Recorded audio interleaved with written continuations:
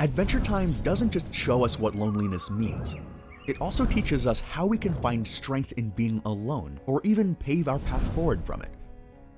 Its world is rich with symbolism, like characters who mean something to us in the real world, even if they don't truly exist.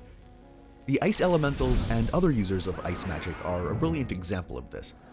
It all stemmed from the very first ice elemental, none other than Urgence Evergreen. Evergreen lived in the very, very distant past, long before the Mushroom War.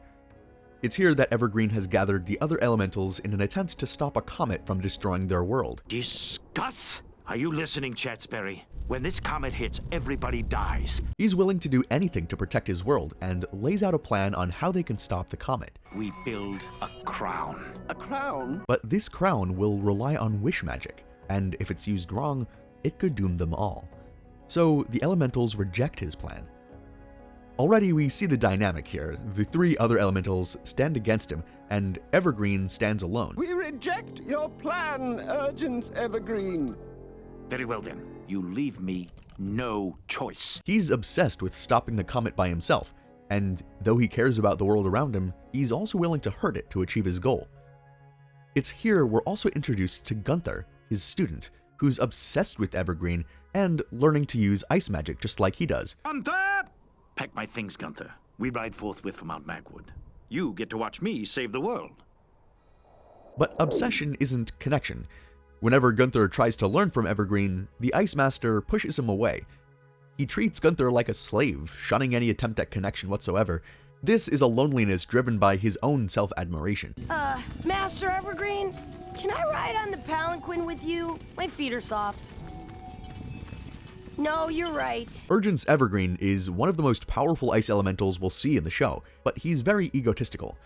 Anyone who tries to help him, they're pushed away. And in the end, his pride isolates him.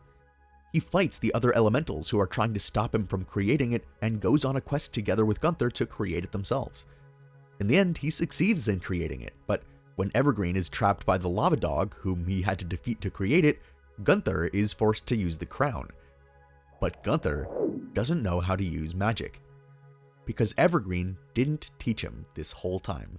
Use a concentration spell or a basic focusing charm, like I taught you.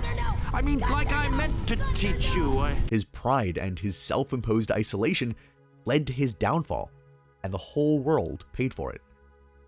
Gunther's biggest wish is granted, and his sole wish was to become just like his mentor, Urgence, instead of defeating the comet. Gunther, no! Gunther, no! Gunther, no! Gunther, no! Gunther, no! Gunther, no! It's a great metaphor to the reality where we create our own pain by refusing to leave the bubble we've trapped ourselves in, even when others reach out to help. You can say it might be a bit of an urgent situation. It's even more prominent in the next ice elemental, Patience St. Pym. Do you wanna be my acolyte? At first, Pym seems nice enough. She's engaging and friendly enough, but there's an icy undertone in everything she does. While Ice King, Finn, and Jake try to open up to her at first, it goes wrong when they tip her off about where the current incarnations of the other elementals are. Already sensing something's wrong, try to stop her, but her personality does a 180 kickflip. Okay, Jake. That orb of ice and the symbolism behind it is beginning to make a lot more sense, right?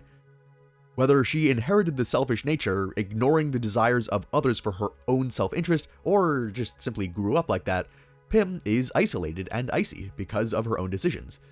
There's no remorse even after she freezes Finn and Jake and forces Ice King to kidnap the princesses. I freeze myself for the future out of the goodness of my heart, and they shoot slime at me? She seems to want connection, but only on her terms.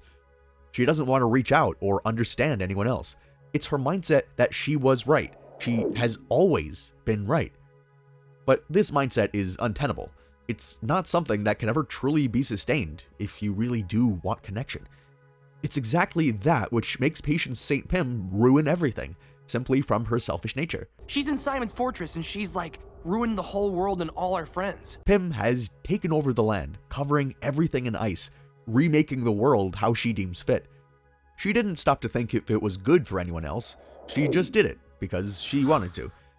Even when the other elementals, the princesses, refused to help her, She forced them to. They denied their precious birthright.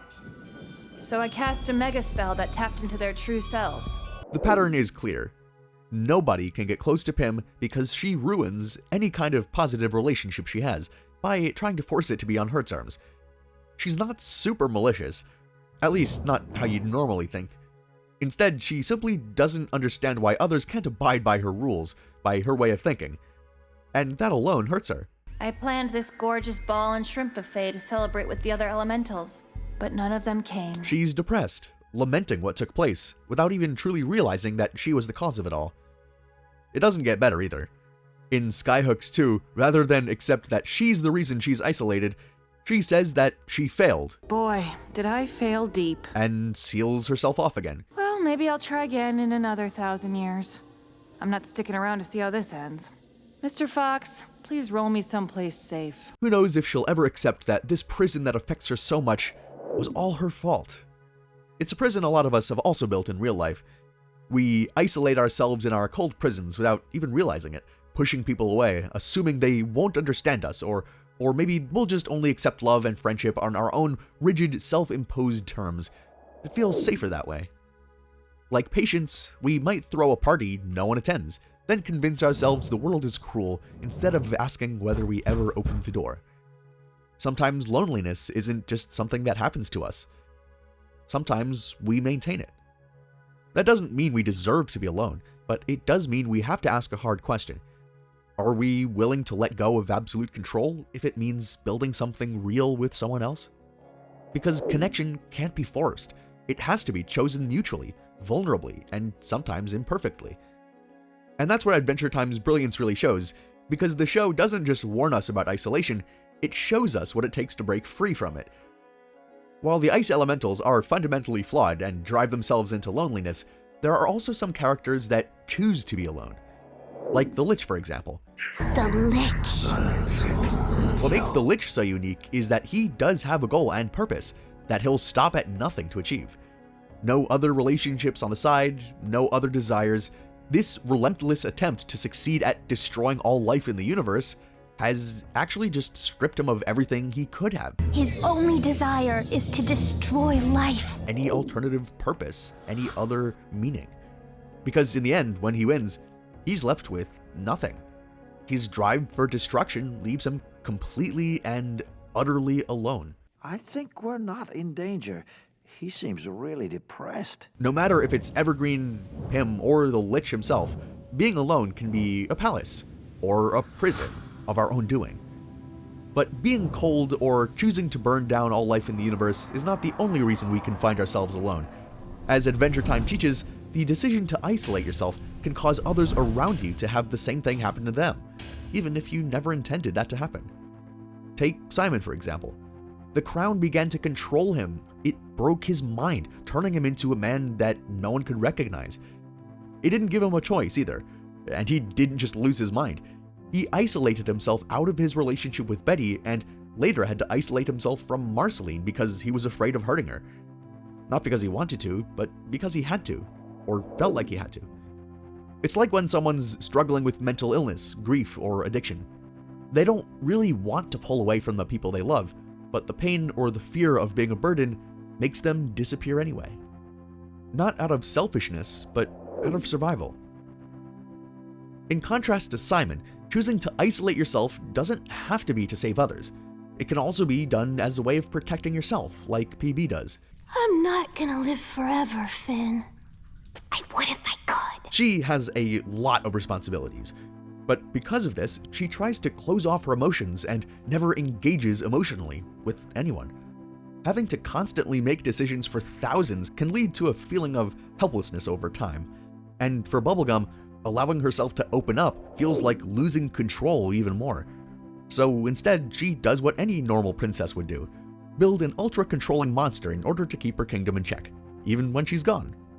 What's most fascinating about Goliad, though, is the fact that it has PB's DNA, which gives us a pretty good idea of her innermost DNA thoughts. You can't just control people or whatever. It's messed up. No, Finn. This way's good. And what shows a bigger loss of control than opening up emotionally and letting people in? In Varmints, PB even admits this. She's taken a break from ruling to live on her own little farm, but when Marceline shows up, things become awkward quickly. Marceline was the closest anyone had ever gotten to PB emotionally before PB pushed her away. And Bubblegum keeps pushing her away, simply out of reflex, seemingly. You could have talked to me about it. Yeah, 'cause you're so dang rational. But this behavior of shutting people off, acting cold, and pushing them away is just a desperate grab for control of your own normal. Focus on control, shut off your emotions, and it'll all just be okay. A lot of us have tried this at least once. We think that if we throw ourselves into our work, avoid opening up to real emotions and real connections, then we can't get hurt, right? In the end, if people are disapproving of the fake persona you've built, it'll never feel real to you. It'll just always feel like they're rejecting this alternative persona of you, this mask. It's a wall you've built around yourself for your own protection. But it ends up pushing away everyone you've loved. I tried. I really tried. I thought that if I shut everything out and just focused on work, it would all be okay. And look where that landed me. All I managed to do was push everyone away. Huntress Wizard is another example of this. When Finn is seeing her, her first instinct is to shut him out. Stop. This isn't working, Finn. As it turns out, though, Huntress Wizard and Finn aren't actually dating. They're simply trying to summon the spirit of the forest in a very flirty way, right? The two do have feelings for each other, so why is Huntress Wizard seemingly so cold? It's not that she doesn't want a relationship with him, but she does fear what'll happen if she does. If I ever find what I'm looking for, I'll become soft and I'll cease to matter in this world. What? She fears entrapment, closure, fears what'll happen if she loses control over her own free journey. So rather than let go of her control, she chooses to be alone. Fear of softness is what drove me to the mad and sad world of wizarding. Adventure Time teaches us that control feels safe and can keep you safe, but it'll also keep you alone and isolated. The real bravest decision isn't to isolate, but to let someone in. So how can you do that? We see this lesson most present in Finn's arc. Finn seeks intimacy. His entire journey is guided by failed relationships and chasing and wanting love, being abandoned by his biological parents, being pushed away by Bubblegum, his relationship with the Flame Princess. His journey is defined by emotional growing pains. He wants intimacy more than anything else, but love just confuses him. He runs from it, towards it, manipulates it, and even just tries forcing it just to avoid feeling alone. But nothing he does seems to solve it. Not even everything that happens in All the Little People, where Finn receives a mysterious bag of magical little copies of everyone he knows, and his first thought is to experiment with them to find how to make connections and relationships between them, his little dolls. He wants to avoid feeling alone so badly that he creates relationships that shouldn't even exist.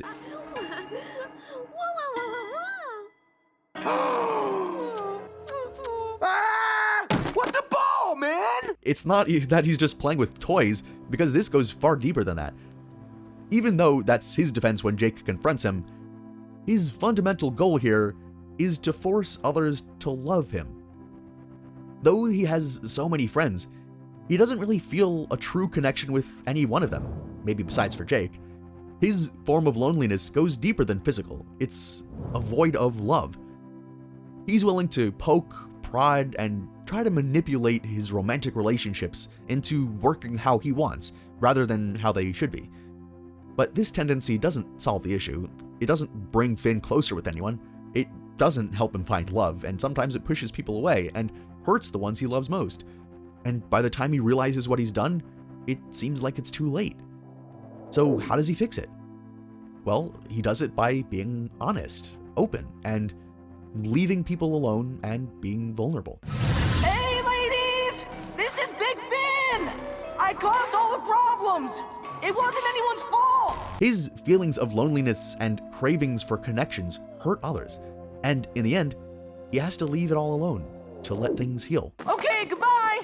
I'm not coming back! But what's the way back? Once we accept that we're alone, how do we find a path to something more connected? Well, Adventure Time doesn't promise that we'll never be alone or always be alone, but there's almost always a way back from any situation. For some of us, we choose isolation out of pride, and by eventually letting go of that pride, we can find a connection with others and allow ourselves to be vulnerable and sometimes wrong. Sometimes we're isolated through the actions of others, actions outside of ourselves. But for those affected by ourselves, we don't have to stay that way forever. It might mean that the path will be hard, but it never means it's impossible. What Adventure Time does promise us is that when we let go, whether of control, fear, or pride, there are some people who will care for us and will be able to develop stronger relationships. It just shows us that even in the darkest, coldest abyss, someone might be out there trying to reach you. So don't push them away. Yeah, connection takes courage. It takes vulnerability and forgiveness. But connection starts with you. Even if you've been forced into isolation or isolated yourself out of fear of losing control, or you're just struggling with love. Whether it's a vampire, a wizard, or a boy with a sword like Finn, the ones who truly heal are the ones who finally open up. Sometimes being seen can be the scariest thing of all, but it's also where the healing begins. For Finn, his journey with love and loneliness does end in healing, and he does manage to grow and find a connection, even if it's not romantic. We actually did make a video on that, so if you'd like to check out this video on the episode where Finn tries to force love, you can do that now here. And if you want, give us a like, a subscribe, and comment your favorite color that you can't see. Alright, see you in the next video.